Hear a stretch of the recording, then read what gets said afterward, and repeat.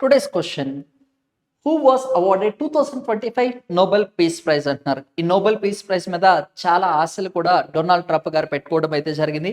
ఫైనల్గా అతని నేమ్ వస్తుంది అని చెప్పేసి ఎక్స్పెక్ట్ చేశారు. బట్ అన్ఫార్చునేట్లీ అతని నేమ్ అనేది రాలేదు. మరి ఈ ప్రైజ్ అనేది ఎవరికి ఇచ్చారు అంటే డొనాల్డ్ ట్రంప్ గారు అయితే కాదు, నికోలస్ ముంద్రో గారు వచ్చేసి వెనిజులాకి సంబంధించి ప్రెసిడెంట్ గా ఉండడం అయితే జరిగింది. ఇతనికి కూడా రాలేదు. వెనిజులాకి సంబంధించిన మారియా కొరీనా మచ్చడో గారికి వచ్చేసి ఇంటర్నేషనల్ 2025కి సంబంధించిన నోబెల్ పీస్ ప్రైజ్ అనేది నార్వేగియన్ పార్లమెంట్ అనేది అఫీషియల్ గా అనౌన్స్ చేయడం అయితే జరిగింది. అండ్ యూసఫ్ మలాలా గారు అంటున్నారు, ఈమెకి 2014 సంవత్సరంలో నోబెల్ పీస్ ప్రైజ్ అనేది రావడం అయితే జరిగింది.